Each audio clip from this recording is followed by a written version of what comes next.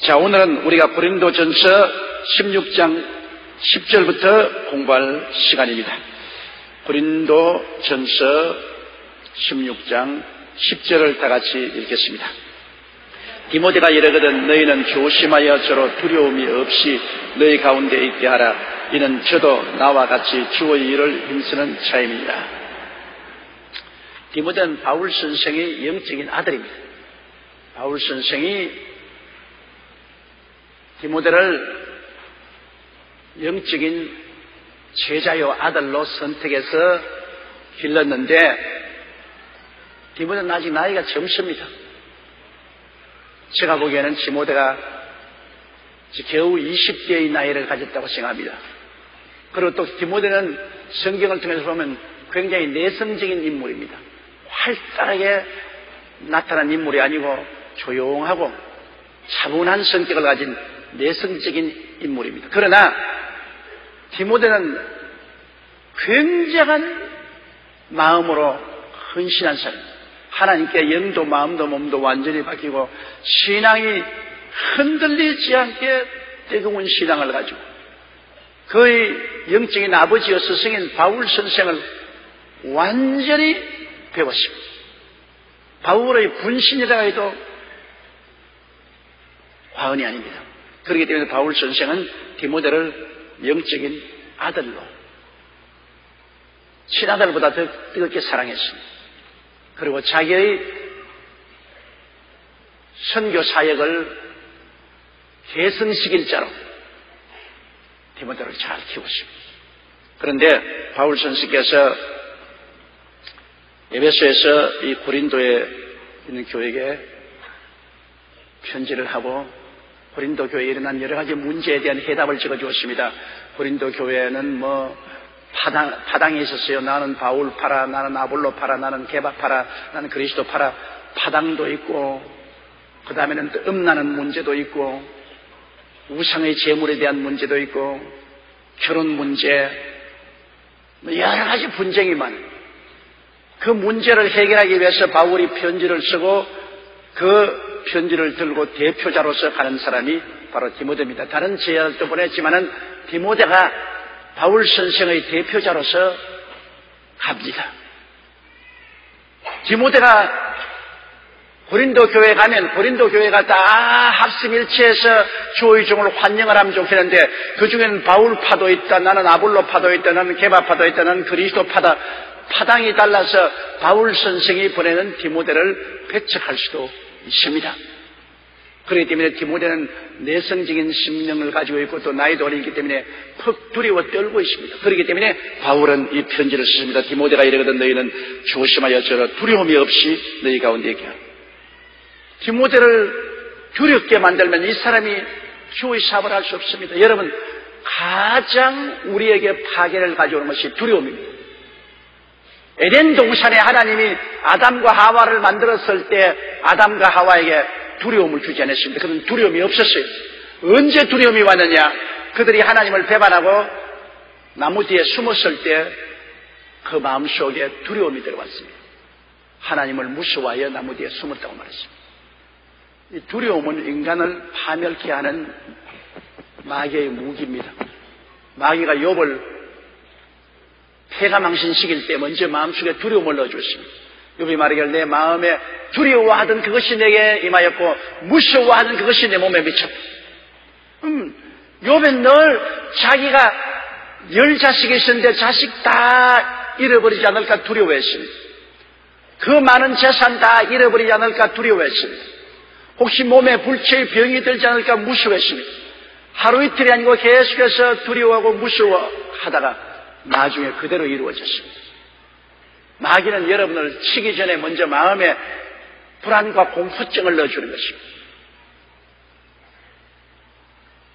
이스라엘 백성이 엘라 골짜기에서 왜 골리앗을 두려워했습니까? 그들은 하나님을 바라보지 아니하고 골리앗을 바라보았기 때문에 마음에 두려움과 공포감이 있어서 40일 동안 협박을 당하고 꼼짝을 못하고 밀렸습니다. 두려움 보십시오. 두려움이 하나님의 군대인 사울과 그 역전의 용사들을 꼼짝하지 못하게 묶어놓고 골리앗이 와서 고함만 치면 모두 다 얼어붙어 버렸습니다. 그런데 다윗은 17살 먹는 소년이었지만 어떻게 골리앗을 대적해 나갔습니까? 두려움이 없습니다. 그 마음속에. 그는 왜냐하면 하나님을 바라보고 하나님을 의지하기 때문에 그 마음에 하나님이 충만했으므로 두려움이 없습니다. 두려움이 없어서 그는 골리앗을 우습게 여겼습니다. 그거 옛날 아버지의 양무리를 칠 때도 사자나 곰이 와서 양 새끼를 물고 가면 빼앗고 달라들면 수염을 잡고 쳐 죽였다 하십니다. 얼마나 담대합니까? 두려움이 없습니다. 인간이면 다 두려움이 있는데 왜 두려움이 있느냐? 다윗은 특별히 하나님을 사랑하고 하나님을 품에 모시고 계시기 때문인 것입니다. 여러분, 하나님이 같이 계시면 두려울 리가 없죠. 인간이 자기를 의지할 때 두렵죠. 인간은 지적으로 육체적으로 한계점에 도달했기 때문에 두렵죠. 능력이 없으니까 두렵지 않아요. 하나님이 같이 계십니다. 하늘과 땅과 세계와 그 가운데 모든 것을 만드신 하나님이 나의 속에 계시고 내 편이라 내가 하나님을 바라보고 하나님을 의지하면 용기와 힘을 얻을 수 있잖아요. 다윗은 나이가 어리지만 하나님을 의지했기 때문에 사자도 치고 달라들고 곰도 주먹으로 치고 달라들어서 사자와 곰을 죽였습니다. 그렇기 때문에 골리앗이 와서 아무리 호함을 쳐도 저는 육체요 인간이요. 나는 하나님이 같이 계신다. 나는 하나님의 언약받은 사람이요. 하나님이 같이 계신다. 그는 하나님을 바라보고 난 다음에 골리앗을 바라보니 골리앗이 아무것도 아니에요. 여러분, 밝은 날, 해가 쨍쨍 비치는 날 밖에 나가서 해를 한번 쳐다보고 난 다음에 주위를 살펴보면 주위가 어떻습니까? 컴컴하지요? 해를 바라보고 난 다음 주위를 바라보면 주위가 컴컴합니다. 하나님을 바라보고 난 다음에 환경을 바라보면 환경이 아무것도 무섭지가 않습니다, 여러분. 하나님을 바라보지 않기 때문에 그렇죠. 하나님을 바라보면 용기 100배 할 수 있는 것입니다. 그렇기 때문에 다윗은 하나님을 바라보고 만군의 야훼의 이름을 의지해서 나가니까 골리앗 키만 컸고 몸뚱만 컸지 그 아무것도 아닙니다. 두려워하지 않고 나갔기 때문에 골리앗을 물맷돌 한 방으로 죽여버리고 말한 것입니다. 두려워하면 반드시 두려움에 해당하는 화가 미치는 것입니다. 우리가 그렇기 때문에 두려워하지 말고 놀라지 말아야 될 것은 예수 그리스도를 믿고 기도함으로 하나님이 우리 마음속에 충만하면 두려워하지 않게 되는 것입니다. 주의 종도 마찬가지입니다. 주의 종도 기도 많이 하고 성령 충만하여 하나님을 바라보고 목회를 해야지. 사람을 바라보고 목회하면 두려워하게 돼요. 사람 바라보면 교회 가운데 능력 많은 장로님이나 돈 많은 부자나 세력가가 있어서 탁 붙이고 앉아서 우리에 대한 설교는 하지 마라. 다른 사람에 대한 설교를 하지. 그래서 주의 종이 사람을 두려워하고 권세나 돈이나 명예를 가진 사람을 두려워하면 바른 말을 못하죠. 하나님이 성령이 주신 말씀을 바른 말을 못하기 때문에 그는 가짜 주의 종이 되고 마는 것입니다. 주의 종은 참말을 하려야 돼요. 어떠한 어려움이 있어도 참말을 해야 돼요. 하나님 성령이 주시는 말씀을 전해야 돼요. 그러기 위해서는 두려움이 없어야 되는 것입니다. 두려워 떨면 참말을 할 수가 없어요. 그러나 하나님 앞에 강하고 담대하면 참말을 할 수가 있습니다. 강하고 담대할 수 있는 유일한 길은 우리가 하나님을 바라보고 성령이 충만해야 강하고 담대하게 될 수 있는 것입니다. 성령이 충만하지 않으면 남 앞에 와서 말을 해도 목소리가 덜덜덜 떨리잖아요. 우리 지역세일장 여러분께서 지역세를 인도하러 갈 때 다른 사람 앞에 나가서 성경을 읽든지 설교를 하는데 목이 덜덜덜 떨리고 정신이 아찔하고 한 말을 또 하고 또 하고 또 하고 이렇게 되면 아예 효과를 발생하지 못하잖아요.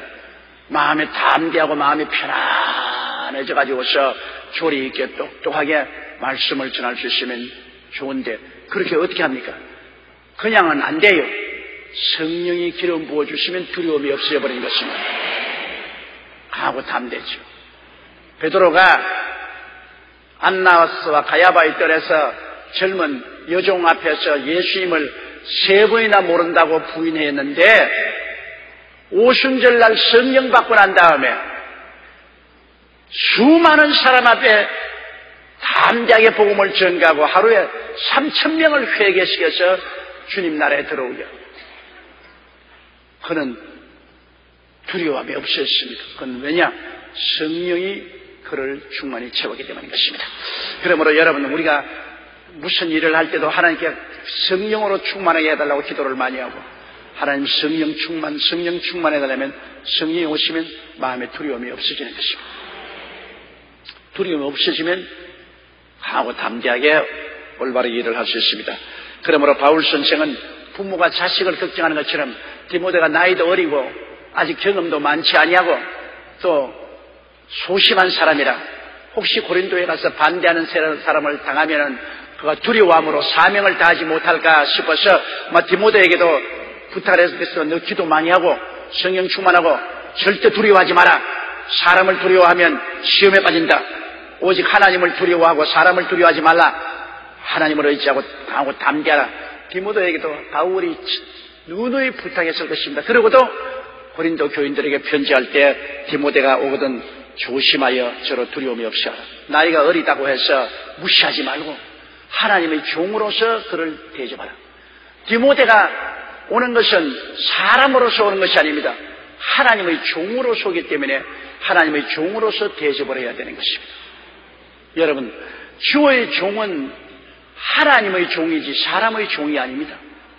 그러므로 주의 종은 하나님의 종으로 보기 때문에 하나님의 말씀을 가지고 오므로 하나님 대접을 하는 것이 당연한 이치인 것입니다. 주님께서 내 이름으로 복음을 전하러 온 종에게 냉수 한 그릇을 대접하더라도 그 상을 결코 잃지 아니하리라고 말씀한 것입니다. 그건 왜냐? 주의 이름으로 오셨기 때문에 주의 종의 힘으로 주의 종을 영접하면 주님을 영접하는 것이 되고 마는 것입니다. 디모데가 비록 나이가 어리고 소심하더라도 그를 받아들일 때 규모 없이 무시하고 받아들이지 말고 조심스럽게 받아들여. 왜? 주의 사자니까. 그리고 두려움 없이 너희 가운데 있게 하라. 왜냐? 저도 나와 같이 주의 일을 힘쓰는 자입니다.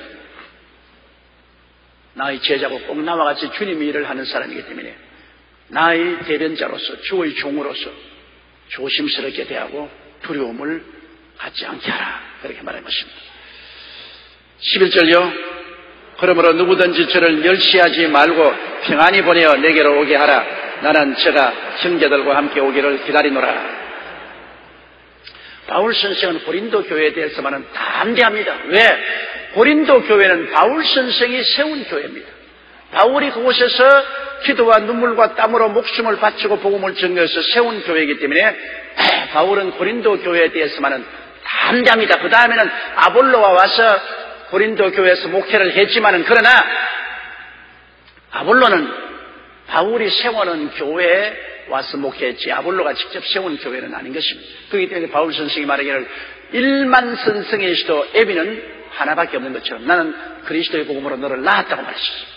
바울은 그렇기 때문에 고린도의 교회에 대해서는 당당하게 말할 수 있고 명령할 수 있는 것은 영적인 자식들이요. 자기가 세운 교회인 것입니다. 그런 면에서는 저도 우리 여의도 순복음 교회에 대해서는 굉장히 담대함과 당당함을 가지는 이유가 있습니다. 왜냐? 이 교회를 세워서 45년 동안 목회를 했기 때문인 것입니다. 말이 쉬워 그렇지 한 교회에 45년 목회한 목사가 온 세계 10손가락을 꼽아도 찾을 수가 별로 없을 정도인 것입니다. 한 교회에 45년 있었으면 지긋지긋하게 오래 있었지. 그래도 이 교회를 창설하고 불광동에서 서대문에서 여의도로 나오면서 45년 동안 이 교회를 이끌어 나가고 여러분을 모시기 때문에 이 교회에 대한 애착도 누구보다도 강하고 이 교회에 대한 담대함도 누구보다 강합니다. 다른 사람 같으면 이 강단에서 저처럼 담대하게 말할 수 없습니다. 그러나 저는 여러분을 영적으로 이끄는 목회자로서 이 교회 창설자이기 때문에 제가 담대하게 말할 수가 있는 것입니다. 또 저만큼 여러분을 사랑하고 존경하고 귀하게 여기는 사람도 둘 있으면 슬플 지경입니다.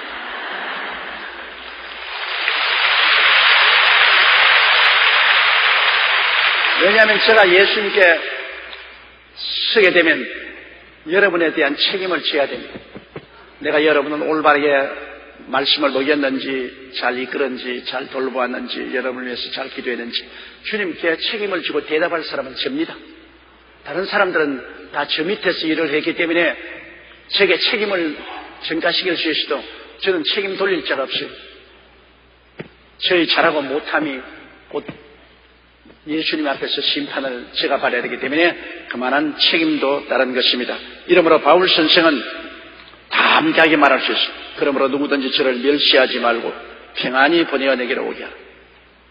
멸시하면 내가 가만 안 두겠다 그 말인 것입니다. 내가 내 대변자로 보냈는데 디모데가 나이가 어리고 사람이 유순하고 성품이 내성직이라고 해서 너희들이 멸시하고 그를 구박한다면 내가 가만두지 않겠다. 그러므로 그를 잘 대접해서 편안히 오게 해라. 울고서 돌아오지 말게 편안히 오게 해라. 박대를 받으면 울고 돌아올 것 아닙니까? 울고 돌아오지 말고 기쁨과 즐거움을 가지고 편안히 디모데가 돌아오게 하라. 나는 저가 형제들과 함께 오기를 기다린다. 디모데가 데리고 간 인솔한 형제들과 함께 가서 교회를 다 안정시키고 그리고 돌아오기를 기다린다. 교회는 주의 종과 성도들이 서로 사랑하고 연합되어 있을 때 하나님이 가장 큰 복을 주시는 것입니다. 형제가 서로 사랑하며 동거하며 어찌 그리 아름다운고. 이는 마치 아론의 머리 위에 부은 기름이 그 옷깃에 내림 같고 헬몬의 이슬이 시온들에 내림 같다. 이곳에서 주께서 복을 명하셨으니 곧 영생이라고 말하셨습니다.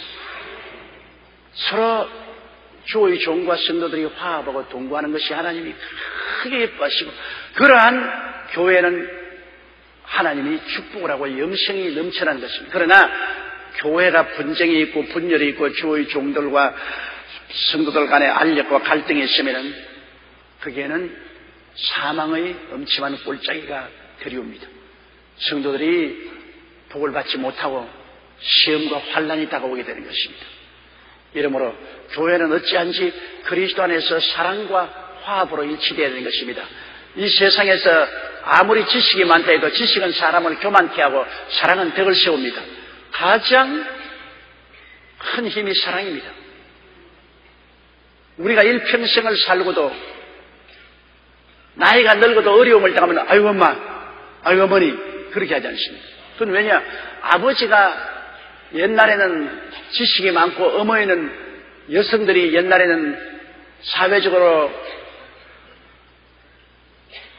선대를 받지 못하기 때문에 교육을 많이 못 받았습니다. 아버지는 지식이 많죠. 그러나 아버지는 지식이 많은 반면에 무섭고 두려운 존재였습니다. 어머니는 자비하고 사랑이 많았습니다. 오래오래 기억나는 것은 아버지의 지식은 기억나지 않아도 어머니의 사랑은 기억나거든요. 그러므로 위기를 당할 때도 아이고 어머니 전쟁에서 총 맞아 죽는 군인 치고 아버지 보고 죽는 군인은 없다 그럽니다. 엄마, 어머니 하고 죽. 그건 왜냐?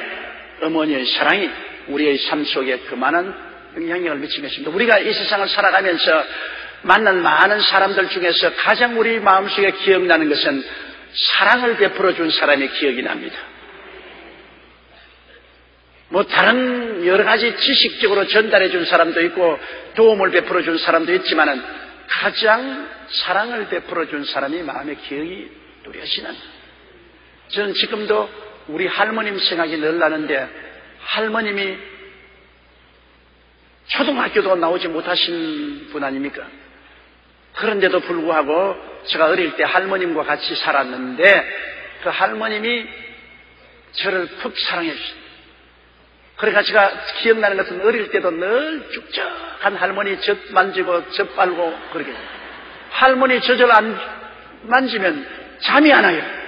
반드시 할머님 젖 만지고 또 그 쭉쭉한 젖도 빨고 할머니 품에 안기면 할머님이 날 엉덩이를 두드리면서 아이고 내 새끼야.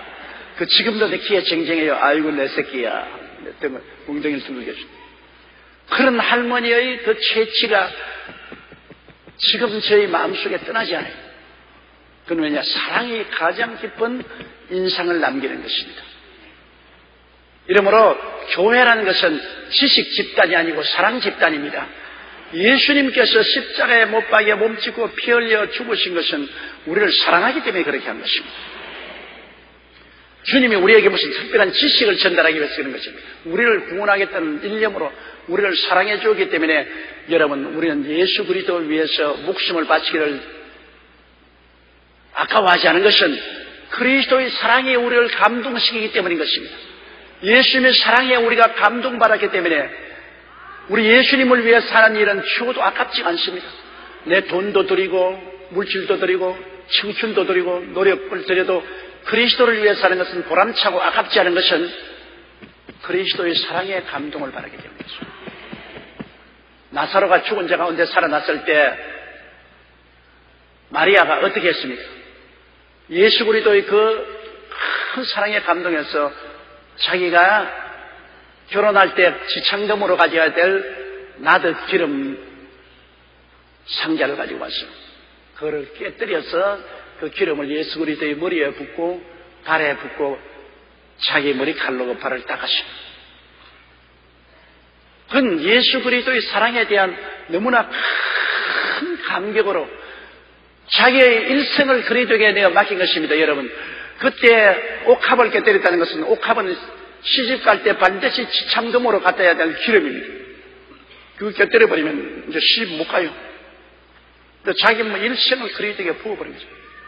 그 예수님께서도 이 마리아의 사랑에 크게 감동해서 이 천하에 복음이 증거되는 곳마다 이 마리아가 행한 일이 증명되리라고 말하셨습니다. 증거되리라고 말했습니다. 예수님의 마음조차도 감동시킨 마리아의 그리스도에 대한 사랑인 것입니다. 그러므로 여러분, 하나님의 마음도 사람이 하나님을 향해서 베푸는 사랑에 의해서 감동이 되는 것입니다. 누가 하나님을 감히 감동시키겠습니까?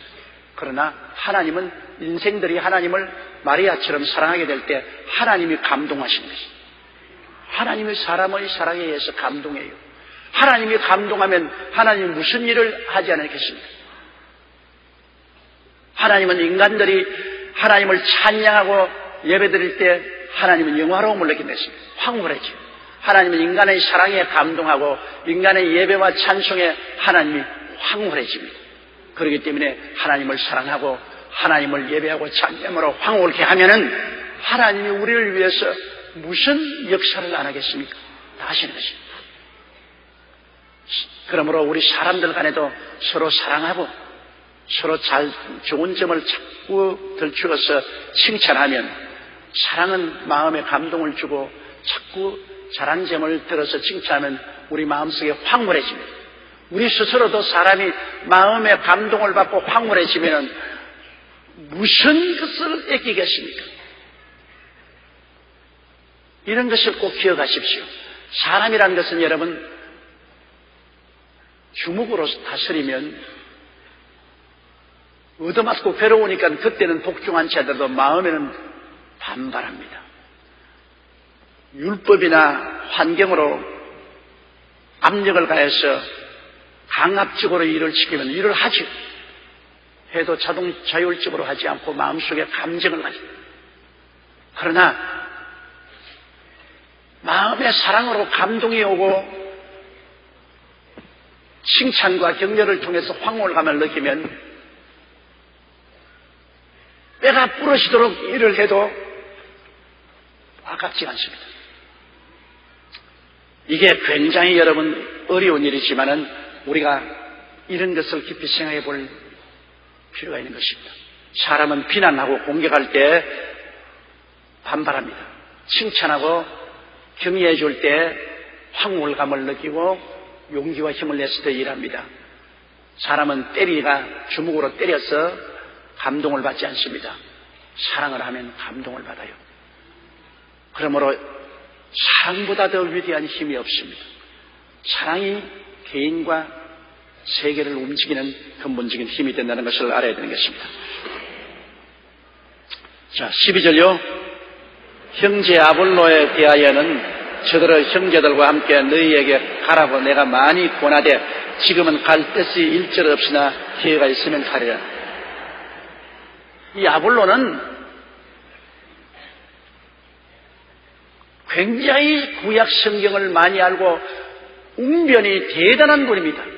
원래 이탈리아에 있다가 이탈리아에서 유대인을 다 쫓아내기 때문에 이탈리아에서 나왔다가 소아시아에 왔다가 바울의 제자인 브리스길라와 아굴라라는 사람에게 전도를 받아서 회개를 하고 예수를 믿게 됐어요. 성경이 발통하고 웅변이 대단하기 때문에 굉장한 위력이 있어서 바울 다음으로 고린도에서 목회를 했어요. 그러므로 고린도에는 바울 선생으로 말미암아 구원을 받은 사람들이 아볼로의 목회를 통해서 아볼로의 그 성경적인 지식과 그 웅변에 깊이 감동되어서 그만 교회가 바울파, 아볼로파로 갈라지는 위기가 됐어요. 이게 굉장히 불행한 일입니다. 바울과 아볼로는 오직 예수 그리스도를 전도하기 위해서 열심을 다했는데 그만 교인들이 바울파, 아볼로파로 갈라졌어요. 그 교회 분쟁이 생긴 것입니다.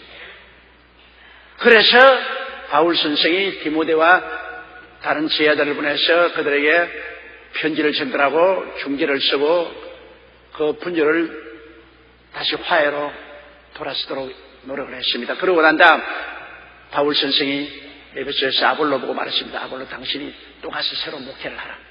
아볼로에게 자꾸 권면해도 아볼로는 내가 거기 가서 목회함으로 말미암아 바울이 세운 교회의 분열을 가져왔으므로 지금은 난 절대로 안 가겠다.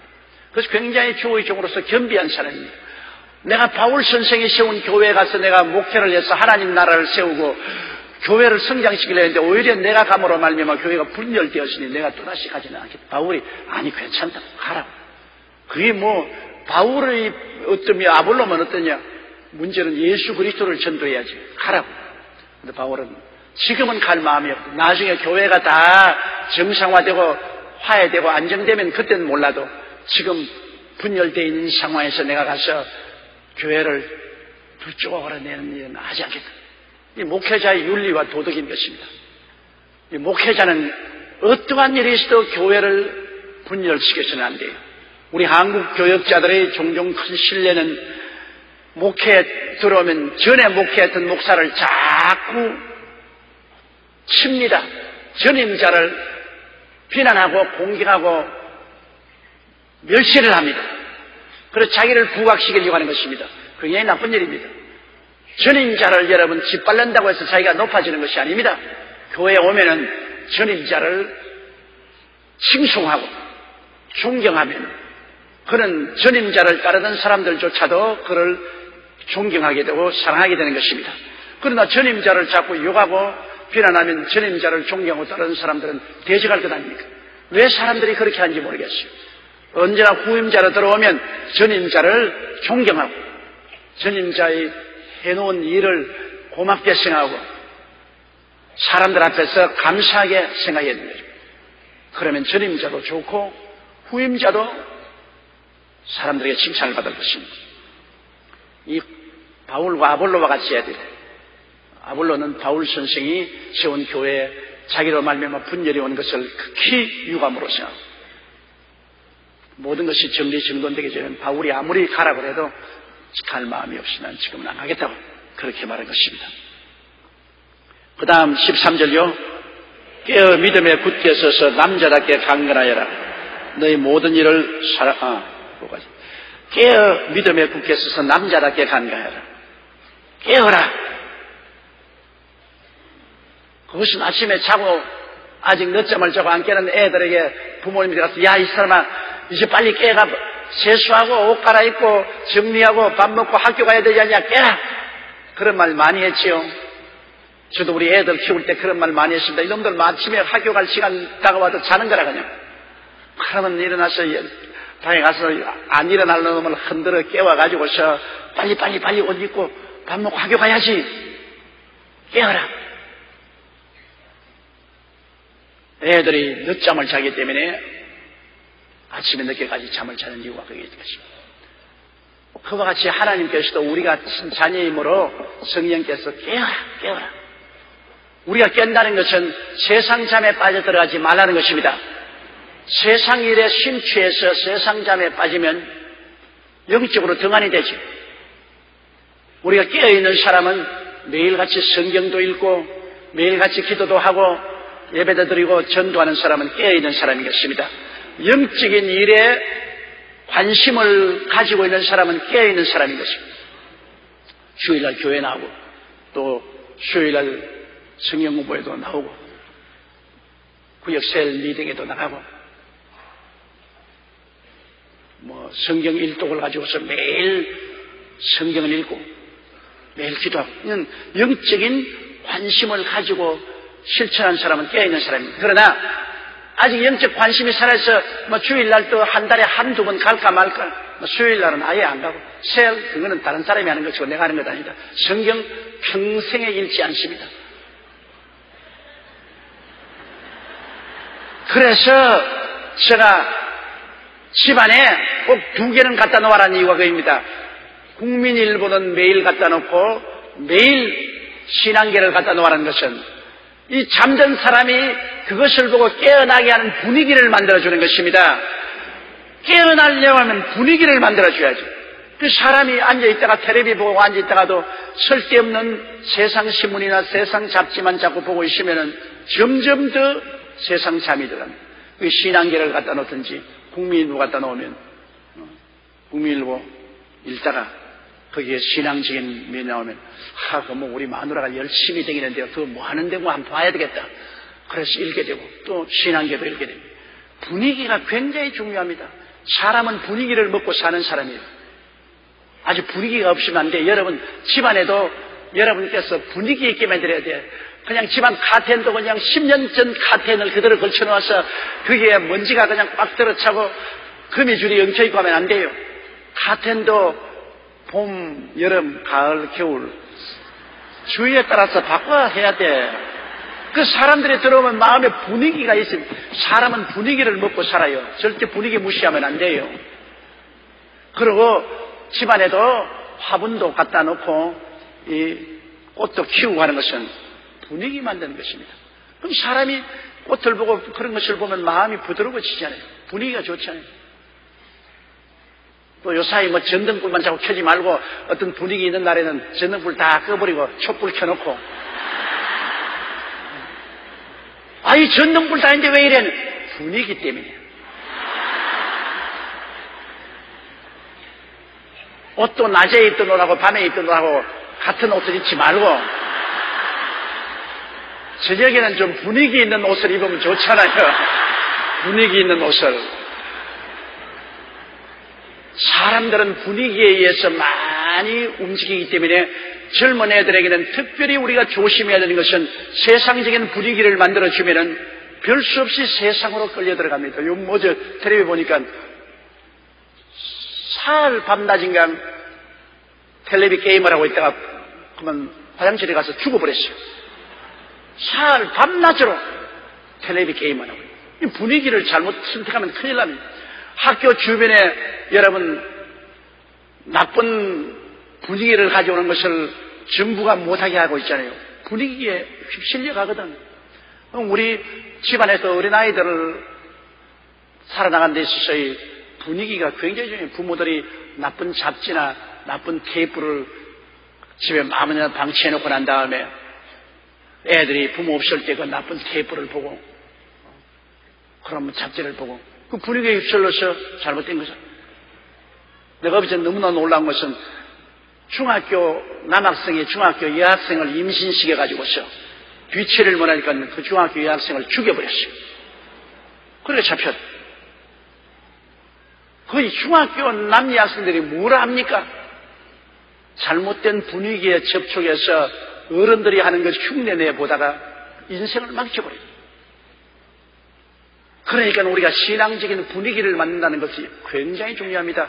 그냥 자꾸 예수 믿으라고 하지 말고 분위기가 신앙적인 분위기라는 것이 집안에서 성가곡을 늘 틀어놓고 음악도 늘 잔잔하게 찬송가를 틀어놓고 그 다음에는 국민일보 언제나 아침에 오면 착 갖다 놓고, 국민일보 탁 갖다 놓고, 그냥 갖다 놓지 말고 종교 페이지를 탁 열어가지고서 그거 탁 갖다 놓고, 그 다음 신앙계 갖다 놓고, 그렇게 분위기를 조성해요. 그러면은 하루 이틀이 지나면 점점 그 분위기가 집안에 가득해지기 시작하고, 사람들은 신앙적인 분위기에서 점점 세속이 물러가고 가정이 잠에서 깨어나게 되는 것입니다. 깨어나야 돼요. 지금이야말로 깰 때인 것입니다. 영적으로 관심을 가질 수 있도록 영적으로 깨어나고 세상 잠에 들지 말아야 돼요. 세상에는 잠이 들고 세상에는 관심이 없어지고 영적으로는 관심이 있어지고 세상에는 잠이 들고 영적으로는 잠에서 깨어나는 그런 일이 일어나야 돼요. 우리 스스로가 이 잠에서 깨어났으니 다른 사람도 잠에서 늘 깨우는 그런 권면도 하고 분위기를 만들어야 돼요. 여러분은 다 잠에서 깨어난 사람입니다. 깨어나지 않은 사람은 이 수요일날 예배를 안 하요. 다 깨어난 사람이 와 있죠. 여기 있는 여러분들은 뭐 틀림없이 천당 가요. 그 다음에는 믿음에 굳게 서서, 믿음에 굳게 서라는 것은 믿음이라는 것이 자연적으로 생기는 것이 아니고 믿음은 이미 예수 그리스도를 믿을 때 주님이 주신 것이기 때문에 믿음을 굳게 잡으라는 것은 선택입니다. 믿음이란 선택이지 감정이 아닌 것입니다. 우리가 태어날 때부터 사지배치를 그냥 가지고 태어나요. 쓰느냐 안 쓰냐는 것은 내 선택입니다. 여러분, 팔도 오래 안 쓰면 팔이 약해져요. 못 쓰게 돼요. 오래 안 걸으면 다리에 힘이 없어서 잘 걷지 못하게 돼요. 팔도 자꾸 써야 되고 다리도 자꾸 써야 힘이 있는 것처럼 믿음도 자꾸 써야만 되는 것입니다. 믿음을 자꾸 써야 믿음이 강해지는 것입니다. 태어날 때부터 하나님 믿음을 이미 주셨습니다. 그러므로 우리가 언제나 모든 일에 믿음을 굳게 잡고서 믿음으로 살라는 것입니다. 믿음으로 생활해요. 믿음으로 기도하고 믿음으로 말하고 믿음으로 생각하고 하면 믿음이 강해지고 믿음에 굳으겠어. 남자답게 강건하여라. 이거는 뭐 남자답게 강건하는 것은, 이 남자라는 것은 상징적인 의미에서 강하다는 것을 말하지 않습니까? 여자는 부드럽다, 남자는 강하다. 커피와 여자는 부드러운 것이 좋지요.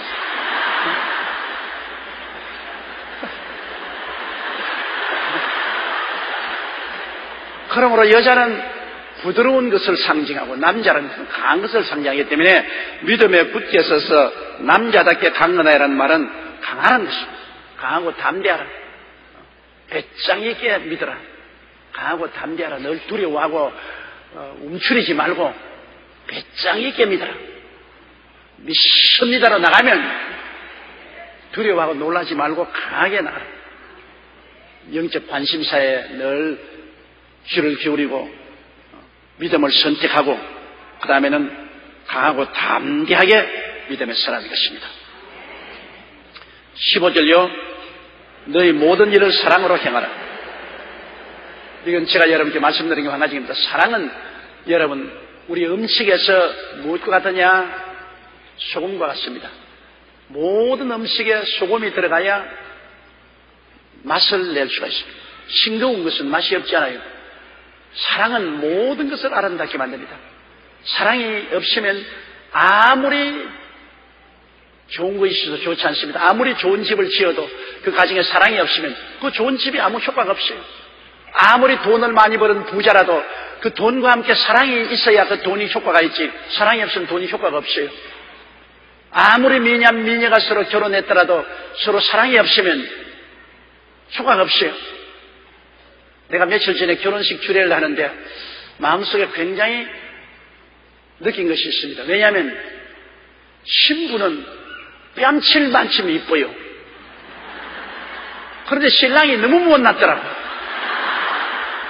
나도 남자지만 남자가 남자 볼 때 그렇게 인물을 안 보는데 내가 보기에도 너무 못났어. 그런데 신부는 또 기가 막히게 이쁜 신부를 데리고 결혼을 한 거예요. 그런데 가만히 결혼 주례를 하면서 자, 부모가 강제로 결혼시키지 안 했을 것이고 어떻게 이 못난 사내가 이 잘난 여자를 손에 집어넣느냐, 혹시 이 여자가 골이 빈 여자가 아닌가 하고서 주례하면서 눈을 들어다 보니까 눈알이 바로 박혔어요. 바보도 아니에요. 그런데 이 못난 사내에게 잡혔단 말이에요. 그래서 내가 결혼 주례하면서 느꼈습니다. 이 남자가 이 여자를 퍽 사랑을 해 주었구나. 사람이 사랑에 눈이 어두우면 곰보도 좋게 보입니다. 지 눈에 지 안경이라고. 사랑을 듬뿍 부어주면 아무리 못난 남자도 너무나 잘나게 보이고, 아무리 못난 여자도 너무나 사랑을 해주면 그만 눈에 안경이 덮어 씌워가지고서 그만 못난 여자도 잘나게 보인다. 사랑이란 사람의 마음을 감동시키는 것이기 때문에 사랑이 오면은 사고방식이 달라지는 것입니다. 사랑을 해야 돼. 사람을 이용하려고 하면 안 됩니다. 사랑을 하면 궁극적으로 사람은 사랑에 녹게 되는 것입니다. 사랑은 녹이는 힘이 있습니다. 사랑이 마음속에 가득해지면 녹아지는 것입니다. 우리 찬송도 있지 않습니까? 주의 사랑 비칠 때 기쁨 오네, 근심 걱정 물러가고 기쁨 오네. 사랑이 오면은 따라서 기쁨도 오는 것입니다. 사랑이 없는 것이 기쁨이 오네. 내가 주님 사랑을 받고 나면은 기쁨이 넘쳐납니다. 남편 사랑을 받는 아내는 기뻐하고, 아내의 사랑을 받는 남편도 마음에 기쁨이 있고, 기쁨이 있으면 삶에 활력이 있어요. 기쁨이 모든 힘이 되는 것입니다. 활력이 있어요. 그래서 제가 강단에 설교할 때 보면 우리 자매님 중에서도 앉아가지고 남편에게 사랑을 못 받아서 기쁨이 없기 때문에 활력이 없는구나. 남편도 마누라가 지독히 구박당했구나. 사랑을 못 받으니까 기쁨이 없어가지고서 저렇게 얼굴을 찡그리고 앉아있구나. 당장 보면 알아요. 얼굴 보면. 당장 보면 사랑을 받고 있는지 안 받고 있는지 알아요. 사랑은 기쁨을 낳고 기쁨은 활력을 낳는 것입니다. 그럼거리에도 기쁨 있는 사람은 활기차게 걸어도 기쁨이 없는 사람은 걸음걸이가 온몸을 끌고 가요. 그 내용을 보면 사랑이 그 원동력에 되어 있거든요. 사랑은 참으로 좋은 겁니다. 그렇기 때문에 우리는 사랑을 하려고 애를 쓰고 또 사랑도 받으려고도 애를 써야 되는 것입니다. 사랑은 영적인 비타민 중에 비타민입니다. 사랑이 있어야 살아갈 힘이 있는 것입니다. 그러므로 남을 사랑해주는 자는 남에게 비타민을 공급해주고 남에게 사랑을 받는 자는 비타민을 받아 먹습니다. 육신적으로 비타민이 없으면 늘 피곤해요. 비타민 결핍증입니다. 제가 옛날에 1964년도에 미국에 하나님의 성회에 50주년 행사에 참석해서 식당에 가서 식사를 하는데 내가 이런 말을 했어요. 나는 항상 피곤합니다. 그때는 우리 서대문 교회를 개척하고 한참 어려울 때 월급도 받지 못하고 하루에 밥도 세 끼 못 얻어먹는 그런 처지에서 제가 미국에 대표로 갔는데 영양실조죠. 나는 항상 이렇게 피곤해요. 늘 잠이 오고요. 그러니까 옆에 앉아서 식사를 하던 사람이 내게 걸어오더니만 내 어깨에 손을 탁 얹더니만 늘 피곤하고 늘 잠이 옵니까? 그래요. 그렇다고 하니까 그러면 내가 한국으로 비타민을 보내줄 테니까 주소를 기록해 주십시오. 당신이 누굽니까? 나는 비타민 회사 사장입니다. 당신 지금 기운이 없고 잠이 오는 것은 비타민 부족입니다. 내가 비타민을 보낼 테니까 꼭 먹어보세요. 그런데 아닌가 아니라 한국에 돌아오니까 비타민이 우편으로 도착했어요. 그래서 그 비타민을 먹기 시작하니까 얼마 먹지 않아서 아침에 일어났는데 피곤하지 않아요. 저녁에 잠자리 갈 때 피곤하지 않고 활기가 일어나기 시작해요. 몸에 비타민이 부족하면은 기운이 없어집니다. 영적인 비타민인 사랑이 없어지면 기운이 없어져요. 삶에 기쁨이 사라지고 활기가 없어지는 것입니다. 이러므로 여러분은 그리스도 안에서 물론 비타민을 한뻑 먹을 뿐 아니라 세상에서도 비타민을 영적 비타민을 주고 받아먹는 여러분 되시기를 주의 이름으로 축원합니다.